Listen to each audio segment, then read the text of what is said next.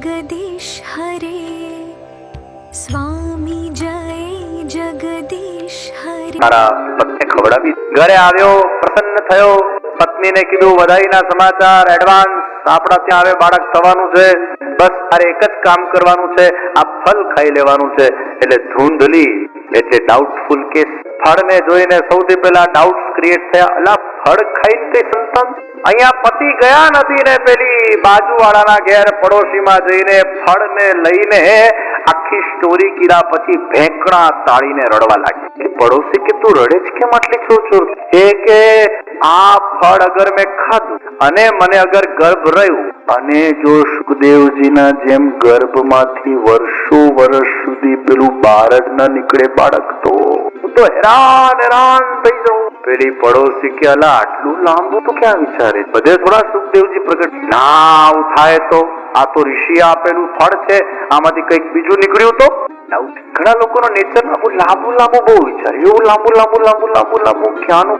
80 વર્ષના એક માજીને મેં માજી આટલી તાકેરા પણ માજી કે મારા દીકરાના ત્યાં દીકરીના ત્યાં દીકરી નથી. મેં 80 વર્ષના માજીને કીધું માજી હવે જપ નહીં કરો, ભગવાનના જપ કરો. કોણા ત્યાં શું નથી, ક્યાં તમારે 80 વર્ષની ઉંમરે આ બધી જફામાં આપણે પડવાનું? કોણા ત્યાં શું નથી, હવે થશે ત્યારે થશે. તમે ક્યાં ચિંતા કરો છો? આ બધી તમે ચિંતન કરો, તમે પ્રભુનું નામ કરાવી. ધૂંધલી આવું લાંબુ. પાછા આત્મદેવ બ્રાહ્મણે ધૂંધલીને કીધું જો ગર્ભાવસ્થાના પાળવાના નિયમો છે, ગર્ભાવસ્થાના પાળવાના નિયમો છે, તો એમાં લખવામાં આવ્યું કે સૌથી પહેલું નિયમ કયું? એક ટાઈમ ભોજન. તમને લોકોને થાય હવે અમારે ક્યાં લે, અમારું તો બધું હવે પરવારી ગયા, છોકરા મોટા થઈ ગયા, ના પણ હજી કામ લાગે ને. ગર્ભાવસ્થાના અંદર એક ટાઈમ નું ભોજન છે અને એક ટાઈમ ફલાહાર છે. આ તો ઘણા લોકો એમ કે આપણા ત્યાં બીજું હોય ને પેટમાં અંગ, એટલે આપણે વધારે જમવું પડે, કારણ કે એને ભૂખ લાગે ને એટલે વધારે ખાવું પડે. આવી સાયકોલોજીથી પેલા ખા કરે. પણ ગર્ભાવસ્થાના નિયમમાં એક ટાઈમ નું ભોજન છે, બીજી ટાઈમ ફલાહ. આની વાત આગળ કપિલાખ્યાનમાં જયારે આવશે ત્યારે ચર્ચા કરીશું. અને એવા અમુક નિયમો, સત્ય બોલવું, ગર્ભાવસ્થાના અંદર જુઠ્ઠું બોલાતું નથી, દેહ મન અને વાણીની પવિત્રતા રાખવી, વધારે પડતા હોરર ફિલ્મ્સો ન જોવી, પિક્ચરો ન જોવી, સિરિયલો ન જોવા, કાંદા લસણ ન ખાવા, આ બધું ધ્યાન રાખો. તમોગુણી આહાર બહુ ના આવી જાય બાળકમાં, આ ધ્યાન. બહુ ગુસ્સો નથી કરવાનો. અને એટલે ગર્ભવતી સ્ત્રીને આપણે બહુ જ પંપાડીને રાખીએ છીએ, એને ખૂબ પ્રસન્ન રાખીએ છીએ. સાસુ પણ એને ત્રાસ ના આપે, પતિ પણ એને ત્રાસ ના આપે. ખાસ ધ્યાન રાખવાનું સાસુ ને પતિએ કે કોઈ ગર્ભાવસ્થા વાળી સ્ત્રી હોય એને કોઈ માનસિક ટોર્ચરિંગ કે માનસિક ત્રાસ ન મળવું જોઈએ, કારણ કે એની ઇફેક્ટ એના બાળક પર જતી હોય છે. માના મન સાથે એ બાળકનું મન જોડાયેલું, એનું મન પ્રસન્ન, એનામાં દયા હોવી જોઈએ, એનામાં દાન હોવું જોઈએ અને એનામાં સંયમ. કોઈ પણ ભોગ વૈલાસિક વિષયોના અંદર એની ચિત્ત વૃત્તિ ન હોવી જોઈએ. ગર્ભાવસ્થાના અંદર એ માં બને છે, ઈશ્વરે ભાગ્ય આપે, એમાં ભોગ વૈલાસિક સાધનોમાં એના દેહનો લીએ આ અમુક ગર્ભાવસ્થાના આ બધું કોણ પાડે? This is not my cup of. બાળક પેદા કરો, પાછું એને વિચાર આવ્યો કે પાછું પેલું લેબર પેન જે થાય. આજે ઘણા લોકોને લેબર પેન નથી જોઈતું હોતું એટલે પાછા સિઝેરિયન કરાવે છે. ઘણા લોકોને નથી કોઈ કારણસર સિઝેરિયન કરવું પડે જુદી વાત છે, પણ ઘણા નેચરલ ડિલિવરી હવે નથી કરવા માંગતા. કેમ કે એમને પેલું લેબર પેનનું જે કષ્ટ છે એને અનુભવ નથી કરવું. તો કદાચ મને એમ લાગે છે કે જેને લેબર પેન સહન નથી કરવું આજના જમાનામાં પણ એમાં ધૂંધલીના અંશો જ આવી ગયા છે. ભગવાને આ સ્ત્રીને એક એવી શક્તિ આપી છે કે એનામાં સહન શક્તિ, આવું લેબર પેન ક્યારે. અને એટલે જ કદાચ પુરુષ કરતા વધારે સહન શક્તિ નું ગુણ અગર ભગવાને આપ્યું હોય તો એ સ્ત્રીઓના અંદર ભગવાને આપેલું છે. સ્ત્રીઓમાં સહન, ભલે સ્ત્રી કોમળ છે પણ સ્ત્રીઓમાં સહન શક્તિ બહુ જ છે. એ સ્ત્રીઓનું ગુણ છે, કોમળતા સ્ત્રીઓનું ગુણ, સહન શક્તિ. આ વિષય વધારે આપણે ક્યાંક આગળ કોઈ વિષય નીકળશે એમાં ચિંતન કરવા. ધૂંધલીની બહેન આવી, બહેને કીધું કે કામ કર, હું ગર્ભવતી છું, મારું જે બાળક થશે તને આપી દઈશ, આ ફળ ગાયને ખવડાવી દે. એ ફળ ગાયને ખવડાવવામાં આવ્યું અને જ્યાં ગાયે ફળ ખાધું ત્યાં ગાય સ્વાભાવિક. અને આ બાજુ બહેનના ત્યાં બાળક થયું, અંદર અંદર સાઠ ગાંઠ હતી. એ બાળક ધૂંધલીને આપવામાં આવ્યું અને ધૂંધલીએ આત્મદેવ બ્રાહ્મણને કીધું મારા ત્યાં આ બાળક. એને બહુ મોટું નાટક રચ્યું, એની બહુ વિસ્તારમાં ચર્ચા ન કરતા. એ બાળક જ્યારે થયું ત્યારે ધૂંધલીએ કીધું આનું નામ હું પાડીશ, અને એનું નામ ધુંધુકારી પાડવામાં આવ્યું. આ ધુંધુકારી એ દુષ્ટ બની. અહીંયા ગાયને બાળક થયું, ગાયના કર્ણ વાળો એ ગોકર્ણ. અહીંયા ગોકર્ણજીનું પ્રાગટ્ય થયું. અહીંયા ધુંધુકારી દુષ્ટ. એ મોટો થયો અને મોટો થઈને ન કરવા જેવા કામો એ કરવા લાગ્યો. આપણા શ્રીમદ ભાગવતમાં 5 મહાપાપ બતાડવામાં આવ્યા. આ 5 પાપોને આ ધુંધુકારી કયા 5 મહાપાપ? અને અગર આ 5 મહાપાપ ક્યાંક જીવનમાં થયા હોય અથવા થતા તો એનાથી તરત આપણે નિવૃત્તિ લેવી જોઈએ. જાગ્યા ત્યારથી સવાર. અને આ પુરુષોત્તમ માસ અધિક માસ ચાલી રહ્યું છે, એ અધિક માસમાં એના નિયમ લેવા જોઈએ. પુનઃ એ પ્રકારના પ્રવૃત્તિ. એમાં સૌથી પહેલું મહાપાપ કયું? મદિરાપાન, શરાબ પીવું એ ભાગવતમાં મહાપાપ. જે લોકો શરાબ પીએ એ લોકોએ ચોક્કસ શરાબ પીવું એ મહાપાપ. એક જણાએ મને કીધું દેવો તો મદિરા પી. મેં કીધું એના માટે દેવ બનવું પડે, એના માટે સ્વર્ગ જવું પડે. તું સ્વર્ગમાં છે કે ભૂતલમાં છે? ભૂતલમાં.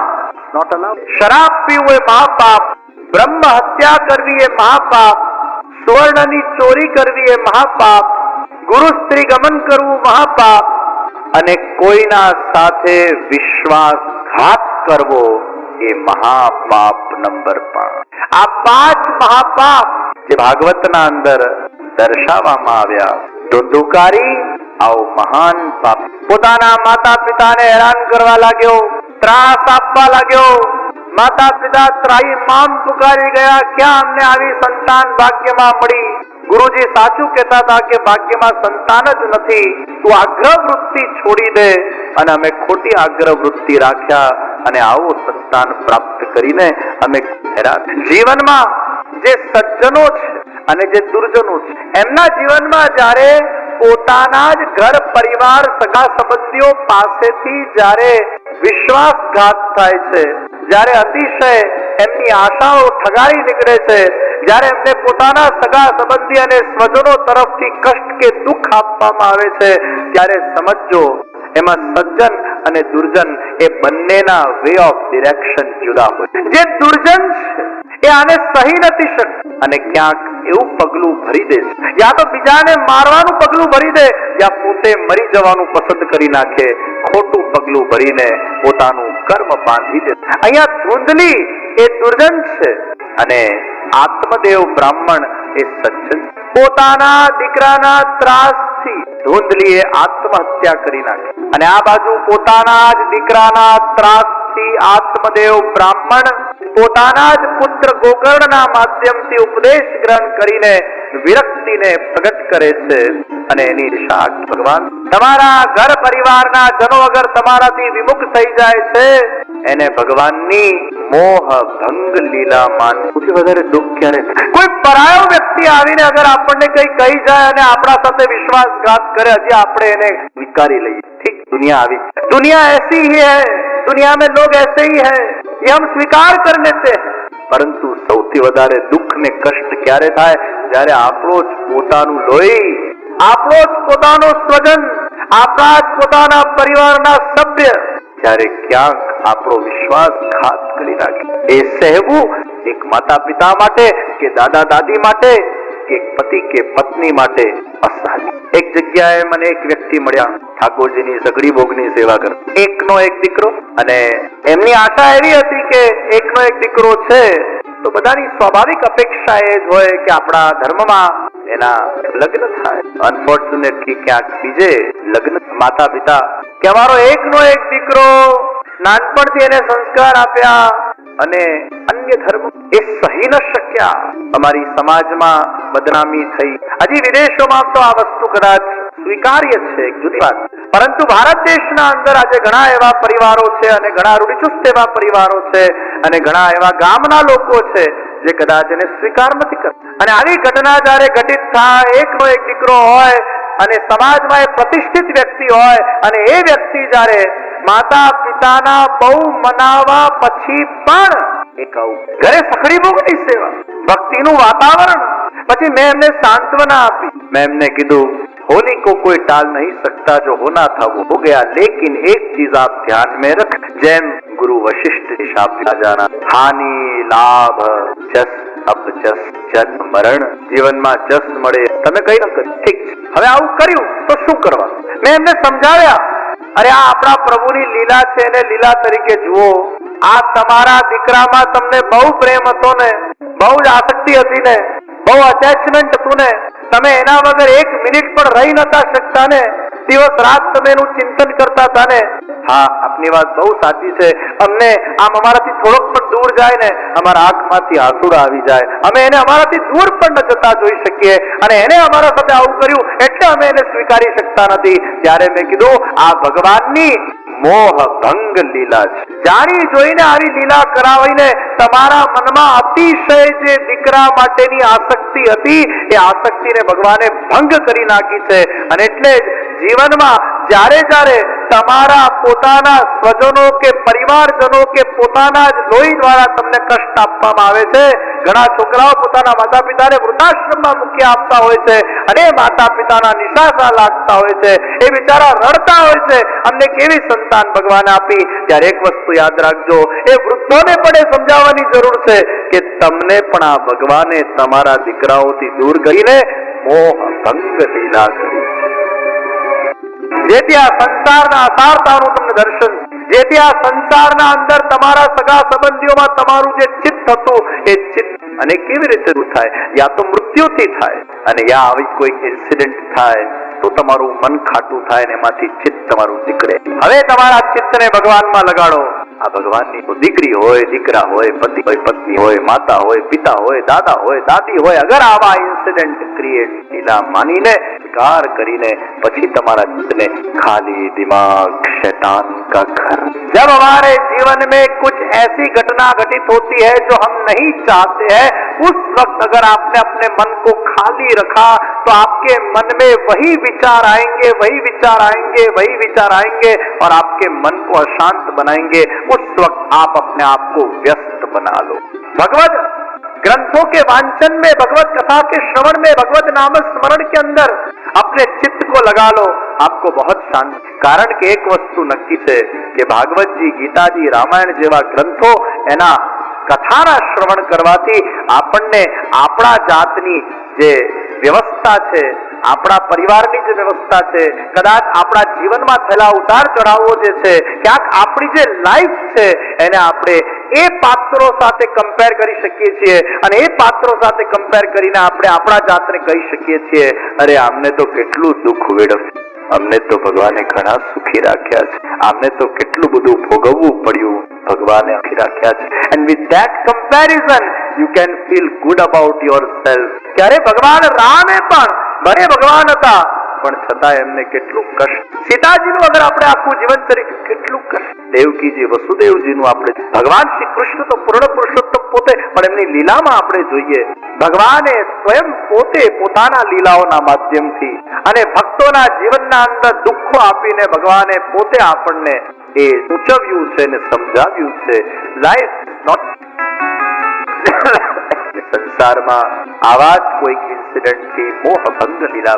આત્મદેવ બ્રાહ્મણ સજ્જન હતા, જેનું ઉદ્ધાર નથી થવાનું એને ભગવાન આપઘાત કરાવી લેશે, અને એટલે ઘણા લોકો સુસાઇડ કરી નાખે. પણ જેનો ઉદ્ધાર ભગવાન કરાવવા માંગશે એને કોઈક ઉપદેશ અપાવો, ગુરુ દ્વારા એને જ્ઞાન પ્રાપ્ત થશે અને એનાથી એનું જીવન. અહીંયા ગુરુ કોણ બન્યા છે? અહીંયા ગુરુ પુત્ર બન્યા છે. ये कैसी उल्टी गंगा है? पिता गुरु बनते हैं अपने बच्चों के, लेकिन यहाँ तो उनका ही पुत्र, वो दैवी पुत्र, वो स्वयं गुरु बन गया है और अपने पिता को. ત્યાં માતા દેવહૂતિજી ને ભગવાન કપિલ પુત્ર બનીને ઉપદેશ આપે છે અને આપણા ત્યાં એમ કહેવાય બાલાદ અભિગ્રહ્યે શિષ્યાદ. ઘણી વાર નાના બાળકો પણ છે ને બહુ સારી વાત કહી જતા હોય, એને ઇગ્નોર નહીં કરવાનું, અરે આ તો બાળક. બાલાદ અભિગ્રહી, કભી શિષ્ય ભી કોઈ अच्छी बात कह जाता. એવું ના હોય કે ગુરુ જ જ્ઞાન આપે શિષ્યને, કોઈ વાર શિષ્ય પણ સારી વાત કહી જાય, ગુરુએ પણ ધ્યાનમાં લે. મહાભારતના અંદર યુધિષ્ઠિરને જ્યારે ગુરુજી ભણાવતા ને, યુધિષ્ઠિર બહુ સજ્જન વ્યક્તિ. ગુરુજી પાછા ગુરુજી આમ પેલા તો મારે સોટી, હવે તો બધા નિયમો બદલાઈ ગયા, તો બધા ગભરાતા, ગુરુજી સામે આમ થરથર કાપે. તો યુધિષ્ઠિરને કીધું બોલો વર્ણમાલા બોલો. युधिष्ठिर वर्णमाला बोलिया. अब वर्णमाला के बाद का पहला वाक्य बोलो. चुप. हे गुरुजी आम गुस्से थया અને આમ એક બે ચોટી. હજી युधिष्ठिर बोलता न.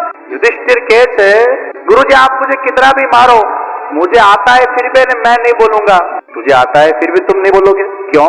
क्योंकि गुरुजी वर्णमाला के बाद का पहला वाक्य क्रोध मत करो और दूसरा वाक्य सत्य बोल. अब मैं आपको सच बोल रहा हूं. ये दो वाक्य मैं इसलिए